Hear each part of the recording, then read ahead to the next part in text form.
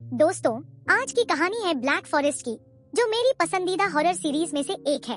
कहानी शुरू होती है चार दोस्तों से, जो स्वीडन के उत्तर में एक सुनसान और सिग्नल फ्री इलाके में ट्रैकिंग करने पहुंचते हैं। वे यहाँ अपने दोस्त की आखिरी ख्वाहिश पूरी करने आए हैं। दरअसल कुछ महीने पहले की बात है, जब एक पार्टी के बाद हमारे हीरो रॉबर्ट और उसका दोस्त ल्यूक एक दुकान में गए। वहाँ अचानक डकैती हो गई। ल्यूक ने खुद को छुपा लिया, लेकिन रॉबर्ट ने डकैतों का सामना किया। इसका नतीजा यह हुआ कि डकैतों ने रॉबर्ट को बेरहमी से मार डाला। रॉबर्ट की मौत ल्यूक के सामने हुई और इस गिल्ट से वह कभी उभर नहीं पाया। रॉबर्ट का सपना था कि वह स्वीडन के उत्तर में इस जगह को देखे। अपने दोस्त की इस आखिरी ख्वाहिश को पूरी करने के लिए ल्यूक ने अपने बाकी दोस्तों को साथ लिया और निकल पड़ा। लेकिन सफर आसान नहीं था। वापस लौटते वक्त उनके दोस्त डॉम की टांग में मोच आ गई। होटल वापस पहुंचने में उन्हें कम से कम 14 घंटे लगने वाले थे, लेकिन डॉम की हालत इतनी खराब थी कि वह इतना लंबा नहीं चल सकता था। परेशानी का हल निकालने के लिए उन्होंने सोचा कि जंगल को पार करके शॉर्टकट लिया जाए।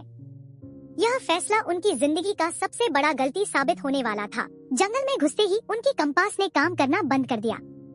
हच को इसका पता था, लेकिन उसने किसी को कुछ नहीं बताया ताकि पैनिक न हो।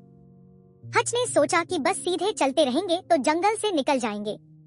लेकिन जैसे जैसे वे आगे बढ़ते गए, माहौल और डरावना होता गया। चलते चलते वे एक ऐसे इलाके में पहुंचे जहां एक पेड़ से एक काला भालू का शरीर लटका हुआ था। उसका पेट फाड़ा गया था और खून अभी भी जमीन पर टपक रहा था। यह देखकर सबके रोंगटे खड़े हो गए। उन्होंने सोचा कि यह शायद किसी शिकारी का काम होगा और जल्दी से वहां से निकल गए। पर इससे भी बुरा तब हुआ जब रात होने लगी और जंगल में तेज बारिश शुरू हो गई। बारिश से बचने के लिए उन्हें जंगल के बीच एक छोटी सी झोपड़ी मिली। उन्होंने सोचा कि वहां रुककर रात बिताई जाए, और जब फिल ऊपर की मंजिल पर यह जांच करने गया कि कोई है या नहीं, तो उसने एक अजीब और गरीब चीज देखी। वहां एक बिना सिर वाला पुआल का पुतला था, जिसके हाथ में हिरण के सींग थे। फिल ने बाकी सबको बुलाया। सबने उसे देखा और यह समझ नहीं पाए कि यह किसके लिए बनाया गया था। फिल ने इसे काला जादू का हिस्सा बताया, लेकिन ल्यूक ने उसे टोक दिया और कहा कि डरने की जरूरत नहीं है। हालांकि वहाँ का माहौल इतना अजीब था कि किसी की हिम्मत नहीं हुई कि वहाँ ज्यादा देर ठहरे। जब वे नीचे आए तो सबने इस पुतले के बारे में चर्चा की। हच ने कहा कि यह शायद नॉर्थ यूरोप के किसी धर्म के किसी रीति रिवाज का हिस्सा होगा। रात के सन्नाटे में जब सब सोने की कोशिश कर रहे थे, तभी अजीब घटनाएं होने लगी। ल्यूक को लगा जैसे कोई सफेद रोशनी उसकी आंखों पर चमक रही हो। जब उसने बाहर जाकर देखा तो उसे लगा कि वह फिर से उसी दुकान में है जहां रॉबर्ट मारा गया था। ल्यूक को यह समझ नहीं आ रहा था कि वह सपना देख रहा है या यह हकीकत है। तभी उसने देखा कि उसके सीने पर गहरे पंजों के निशान बन चुके हैं। झोपड़ी के अंदर से किसी की तेज चीख सुनाई दी। ल्यूक भागकर अंदर गया तो देखा कि हच इतना डर गया था। डॉम अभी भी किसी बुरे सपने में था और फिल तो कमरे से गायब ही था। ल्यूक उसे ढूंढने ऊपर गया तो देखा कि फिल बिना कपड़ों के उस पुतले के सामने घुटनों के बल बैठा था। ल्यूक ने उसे होश में लाया और सबने झोपड़ी छोड़ने का फैसला किया। जैसे ही वे बाहर निकले, उन्होंने देखा कि आसपास के पेड़ों पर अजीब से निशान बने हुए थे। इससे उनका डर और बढ़ गया। लंबे समय तक चलने की वजह से डॉम की टांग की तकलीफ बढ़ गई, लेकिन उनके सामने अब कोई रास्ता नहीं बचा था और उनका असली डरावना सफर तो अब शुरू होने वाला था। जब उन्होंने जंगल में और ल्यूक एक ऊंची चोटी पर जाकर देखना चाहता था कि जंगल कितना बड़ा है और वे कितनी दूर हैं। लेकिन जैसे ही वह चोटी पर पहुंचा, उसने सामने कुछ अजीब चीज देखी। यह नजारा देखकर वह डर के मारे भागा और अपने दोस्तों को बताया। लेकिन डॉम ने उसकी बात को मजाक में लिया और कहा कि वह सबको डराने की कोशिश कर रहा है। ल्यूक ने मजबूर होकर अपनी शर्ट उठाई और अपने सीने पर पड़े गहरे पंजों के निशान दिखाए। उसने कहा, मुझे लगता है कि कुछ तो है जो हमारा पीछा कर रहा है। अब उनके पास एक ही चारा था, जल्द से जल्द इस जंगल से बाहर निकलना। लेकिन यह जंगल उनकी सोच से कहीं ज्यादा बड़ा और डरावना था। रात होते होते वे अभी जंगल से बाहर नहीं निकल पाए। अपनी हिफाजत के लिए उन्होंने सोचा कि वहीं डेरा डालकर सुबह का इंतजार किया जाए। जैसे ही ल्यूक ने अपने टेंट में लेटने की तैयारी की, बाहर से अजीब सी आवाजें आने लगी। पहले उसे लगा कि उसके दोस्त होंगे, लेकिन जब उसने टेंट से झांक कर देखा तो वहाँ कुछ और ही था। अंधेरे में कुछ रहस्यमयी आकृतियां खड़ी थी। तभी एक सफेद रोशनी चमकी और ल्यूक को वही पुराना दृश्य दिखा। उसके दोस्त रॉबर्ट का खुला हुआ दुकान।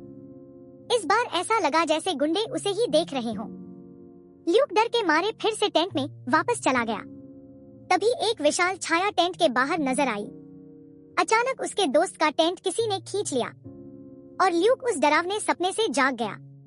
लेकिन हकीकत में भी उसके दोस्त की चीखें सुनाई दी। जब ल्यूक बाहर आया तो उसने देखा कि हच अपने टेंट से गायब था।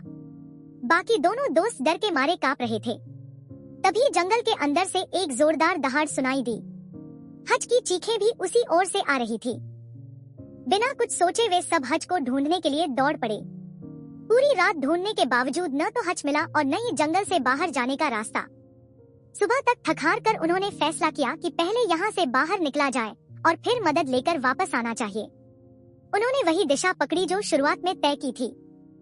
चलते चलते वे एक ढलान पर पहुंचे और वहाँ का नजारा देखकर सबके होश उड़ गए। हच की लाश पेड़ से लटकी हुई थी, बिल्कुल वैसे ही जैसे उन्होंने पहले उस काले भालू को देखा था। उसका पेट चीरा हुआ था और अंदर से सब कुछ निकाल दिया गया था। सबके चेहरे पर डर साफ झलक रहा था। उन्हें अब यह समझ आ गया था कि उनके पीछे कोई है। डर के बावजूद उन्होंने हच की लाश को नीचे उतारा। उसके पास से कंपास और नक्शा लिया। बिना औजारों के उन्होंने लाश को पेड़ की टहनियों से ढक दिया। तभी दूर पहाड़ी पर उन्हें एक परछाई दिखाई दी। वह कोई और नहीं बल्कि वही खतरनाक जीव था जो उनका पीछा कर रहा था। आधे दिन चलने के बाद वे एक ऊंची चोटी पर पहुंचे। ल्यूक ने वहां से जंगल के आखिर तक देखा और खुशी से दोस्तों को यह खबर दी। लेकिन तभी उसकी नजर जेब के कंपास पर पड़ी जो अब सही दिशा दिखा रहा था। लेकिन ध्यान देने वाली बात यह थी कि पहाड़ी के नीचे आग जल रही थी। ल्यूक ने जब यह सब बताया तो उसने देखा कि एवी कुछ ढूंढने की कोशिश कर रहा था। तभी अचानक एक विशाल जीव ने फिल को पकड़ा और उसे जंगल में घसीटते हुए ले गया। ल्यूक उसके पीछे भागा, लेकिन वहाँ सिर्फ एक टॉर्च पड़ी मिली। फिल गायब हो चुका था। जैसे ही उसने वह टॉर्च उठाई, पीछे से एक आवाज आई। ल्यूक ने टॉर्च की रोशनी में देखा कि डॉम एक पेड़ के पीछे छुपा हुआ था। डॉम ने उसे बताया कि फिल को एक जीव खींचकर ले गया था। अब सिर्फ ल्यूक और डॉम बचे थे। दोनों ने फैसला किया कि जल्द से जल्द इस जगह से भागा जाए। भागते भागते उन्हें एक रोशनी से जलता हुआ रास्ता मिला और उस पर एक पेड़ से फिल की लाश लटकी हुई थी। इसी दौरान उस खतरनाक जीव की दहाड़ उनके करीब आती गई। अब उनके पास वक्त कम था। जंगल के रास्ते पर भागते भागते उन्हें एक छोटी सी झोपड़ी नजर आई। दोनों ने बिना सोचे समझे दौड़कर अंदर जाकर दरवाजा बंद कर लिया। ऐसा लग रहा था कि उन्होंने खतरे से बचने के लिए सही कदम उठाया है। लेकिन अभी राहत की सांस ली ही थी कि कमरे में एक बूढ़ी औरत दिखाई दी। इससे पहले कि वे कुछ समझ पाते, एक बड़ी सी परछाई ने आकर उन्हें बेहोश कर दिया। जब होश आया तो दोनों ने खुद को रस्सियों से बंधा हुआ पाया। दरअसल जो उन्होंने सोचा था कि बच गए हैं, वह गलत निकला। अब वे एक और खतरे में फंस चुके थे। अभी कमरे के दरवाजे से कुछ लोग अंदर आए। उनके बीच वह बूढ़ी औरत भी थी। वह ल्यूक के पास आई और उसके शरीर पर मौजूद गहरे निशानों को देखकर मुस्कुराई। फिर उसने अपनी बाजू पर वैसे ही निशान दिखाए। इसके बाद वह डॉम के पास पहुंची। डॉम के शरीर पर कोई निशान न देखकर उसने उसे पकड़ने का आदेश दिया। डॉम को घसीटते हुए बाहर ले जाया गया। ल्यूक ने उन्हें रोकने की कोशिश की, लेकिन उसकी बात किसी ने नहीं सुनी। थोड़ी ही देर बाद ऊपर से डॉम की चीखें सुनाई देने लगी। ल्यूक इस दौरान कुछ नहीं कर पाया। तभी एक महिला उसके पास आई और बोली, हम लोग एक बलिदान की तैयारी कर रहे हैं, सब जल्दी खत्म हो जाएगा। उसने ल्यूक के कान बंद कर दिए ताकि वह चीखे। थोड़ी देर बाद उन्होंने डॉम को बुरी हालत में घसीटते हुए बाहर लाया। उसे लकड़ी के एक खंभे से बांध दिया गया, जहां पहले से हड्डियों के ढेर लटक रहे थे। डॉम को एहसास हो गया था कि उसका अंजाम भी वैसे ही होगा। ल्यूक अपनी रस्सियों से छूटने की हर संभव कोशिश कर रहा था। वह पूरी ताकत लगा रहा था, लेकिन हर बार सिर्फ थोड़ा सा ही बचता। आखिरकार उसने हिम्मत जमाई और अपने हाथ की उंगलियां तोड़ ली। दर्द सहते हुए वह किसी तरह रस्सियों से छूटने में कामयाब हो गया। इस बीच डॉम खंभे से बंधा हुआ था। उसने देखा कि उसकी पत्नी सामने से आ रही है। उसे यकीन हो गया कि वह बच गया है। लेकिन जैसे ही उसकी पत्नी पास आई और उसके चेहरे को छूने लगी, डॉम को समझ आया कि वह उसकी पत्नी नहीं, कोई भयानक क्रिएचर है। उसके सामने खड़ा हुआ वह जीव बहुत डरावना था। डॉम डर के मारे चीख पड़ा। उसकी चीख ल्यूक तक पहुंची, जो दरार से बाहर की स्थिति देख रहा। उसने पहली बार उस जीव को साफ साफ देखा।